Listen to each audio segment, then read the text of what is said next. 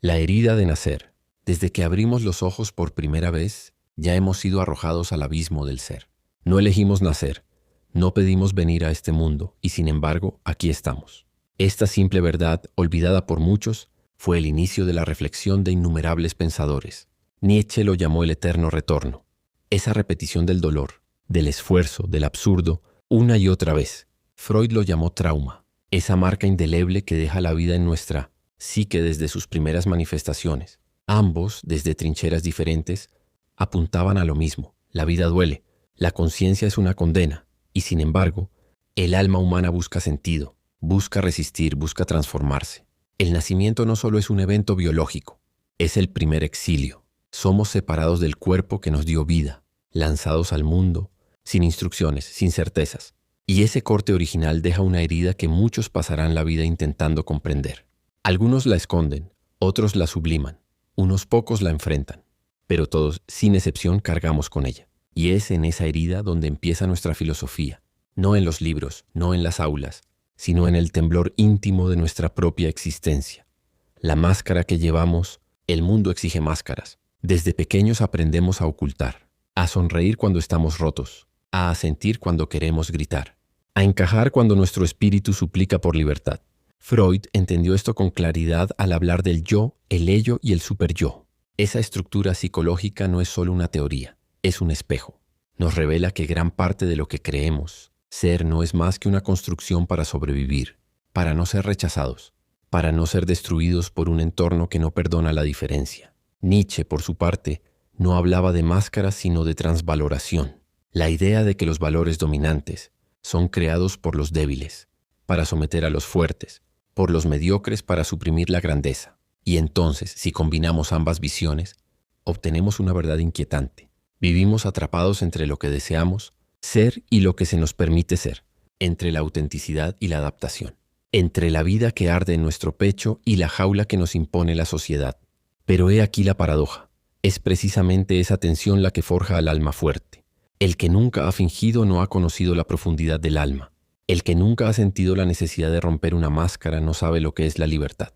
La lucha interna no es una maldición, es el campo de batalla donde nace el verdadero yo. El abismo nos responde. Cuando Nietzsche escribió que si miras mucho tiempo al abismo, el abismo también te mira, no estaba siendo poético. Estaba describiendo la experiencia más radical de la existencia, enfrentarte a ti mismo. Porque el abismo no es algo exterior, no es la muerte, no es el dolor, no es el fracaso. El abismo es lo que se revela cuando ya no puedes mentirte. Es el eco de tus pensamientos más oscuros, el peso de tus decisiones más cobardes, la sombra de todo lo que has reprimido. Y sin embargo, en esa mirada peligrosa reside una posibilidad, no de redención mágica, no de consuelo fácil, sino de transformación. El que ha visto su abismo y no ha huido comienza a despertar. El que ha convivido con su sombra, como diría Jung, se vuelve completo. Porque solo aceptando lo que somos en la oscuridad podemos liberar la verdadera luz. No la luz ingenua de los que niegan el dolor, sino la luz lúcida de los que han abrazado el sufrimiento como maestro, el esfuerzo como destino. Hay una verdad silenciosa que recorre la historia de los espíritus. Más profundos, todo lo valioso, nace del esfuerzo, no como una penitencia impuesta, sino como una condición inevitable del crecimiento. Para Nietzsche, el sufrimiento no era un accidente, era una herramienta. La voluntad de poder no se manifiesta en la comodidad, sino en la capacidad de imponerse a la adversidad. Freud lo intuyó también al observar que los síntomas neuróticos emergen cuando la energía psíquica, en lugar de ser dirigida hacia fines constructivos, queda estancada. Es decir, el alma que no encuentra un esfuerzo digno, termina devorándose a sí misma. El esfuerzo no es solo físico, ni tampoco solamente mental. Es una tensión total del ser. Es decirle no a la comodidad cuando ésta amenaza con atrofiar el alma. Es continuar caminando cuando todo dentro de ti pide descanso. Es seguir escribiendo cuando ya no hay palabras. Es mirar tu propia vida como una obra que merece ser tallada con sangre y determinación. Y es aquí donde muchos caen, porque la cultura moderna ha convertido el esfuerzo en una maldición. Nos han dicho que la felicidad es la meta, que el placer es el termómetro de una vida exitosa, que el sufrimiento debe ser evitado a toda costa. Pero quienes han sentido el alma endurecerse en el horno del esfuerzo, saben que sin ese fuego no hay verdadera transformación. Hay un tipo de serenidad que solo llega después de la tormenta. Hay una sabiduría que solo se alcanza cruzando los desiertos interiores. Y hay una forma de libertad que solo pertenece a quienes han aceptado que su destino no es la facilidad, sino el ascenso. El ascenso lento, arduo, solitario, pero absolutamente necesario. Porque quien no se esfuerza no se conoce, y quien no se conoce está condenado a vivir según los dictados de otros. Así, el esfuerzo deja de ser un castigo y se convierte en un camino. No hacia la perfección, sino hacia la autenticidad. No hacia la aceptación social, sino hacia la dignidad personal. Y eso, en un mundo que glorifica la apariencia y desprecia la profundidad, es un acto de rebelión. Una rebelión silenciosa pero poderosa. La única que puede transformar el dolor en carácter y la derrota en sabiduría.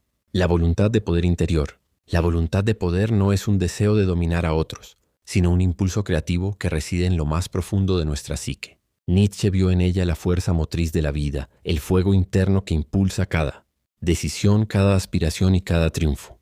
Freud, aunque con otra mirada, reconoció que gran parte de nuestra energía psíquica, la libido, busca objetos, metas, realizaciones. Ambas visiones convergen en un punto crucial. Sin un propósito que canalice la potencia interior, la energía se disipa en ansiedades, frustraciones y conductas compulsivas. Quizá nunca nos detengamos a pensar que cada acción, por mínima que parezca, es una manifestación de esa voluntad. Al levantarnos cada mañana, elegimos enfrentar el vacío de un día por escribir. Al amar, proyectamos esa voluntad en otra persona, deseando compartir y expandir nuestro ser. Al crear, transformamos el mundo y a nosotros mismos.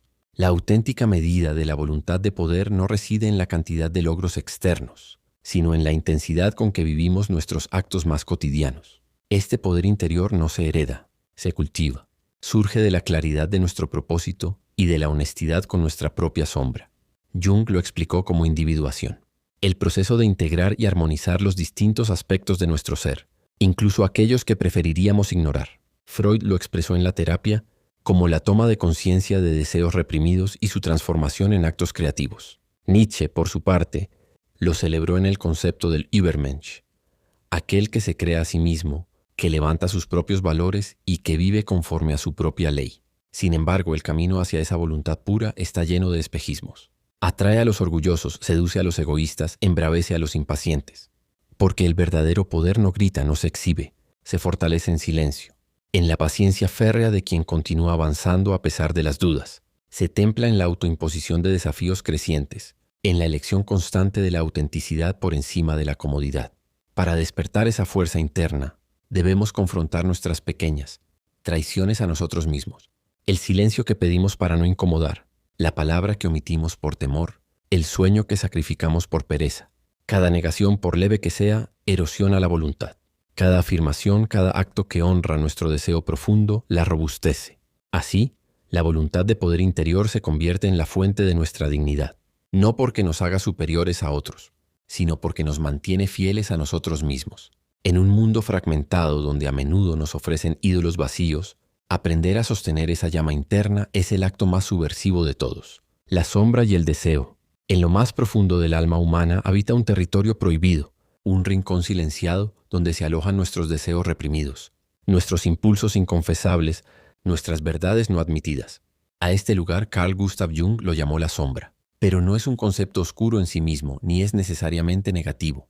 Es simplemente aquello que no hemos querido mirar de frente, lo que fue excluido de nuestra identidad consciente porque no encajaba con lo que se nos enseñó que debíamos ser. La sombra no es el mal, sino lo no integrado, y mientras más la rechazamos, más fuerza cobra en nuestra vida. Se manifiesta en los actos que decimos no entender, en los errores que repetimos, en las pasiones que nos desbordan sin explicación. Freud lo intuyó también al hablar del inconsciente reprimido, ese pozo de energía y conflicto donde se guardan los deseos que nuestra cultura nos obliga a negar. Lo que la sociedad etiqueta como vergonzoso, peligroso o impropio suele convertirse en sombra. Pero el problema no es tener una sombra. El verdadero peligro está en ignorarla, porque lo que no se reconoce se repite. Lo que no se acepta se proyecta sobre otros. Así, los conflictos con el mundo externo muchas veces no son más que reflejos de nuestras batallas internas. Criticamos con furia lo que más nos perturba de nosotros mismos. Perseguimos fuera lo que no sabemos sanar dentro. Nos convertimos en víctimas de nuestra propia decisión interna.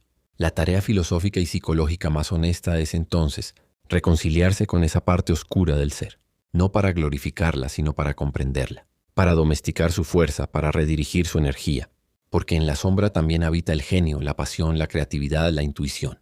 Todo lo que ha sido expulsado de la identidad consciente puede ser redimido, transformado en potencia vital si somos lo bastante valientes para enfrentarlo.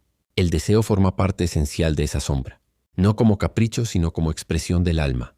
El deseo es el motor que nos arrastra, la fuerza que nos pone en movimiento, y también el dolor de lo no alcanzado. Freud dijo que la historia del ser humano es la historia de sus deseos insatisfechos. Pero Jung respondió que no basta con desear. Hay que comprender qué nos dice ese deseo, qué falta intenta llenar, qué parte de nuestro ser quiere emerger. ¿Es deseo de verdad o una necesidad aprendida por miedo a no ser amado? Quien no conoce sus propios deseos vive atrapado en los deseos ajenos. Quien no enfrenta su sombra repite el ciclo de la autonegación. Pero quien se atreve a mirar dentro sin temor, a nombrar aquello que le da vergüenza, a abrazar incluso su parte más indeseable, encuentra una fuerza que ningún aplauso externo puede ofrecer, la integridad del ser. Y en ese proceso el alma deja de dividirse y comienza a unirse, no en una perfección ficticia, sino en una totalidad viva, real, imperfecta, pero profundamente humana.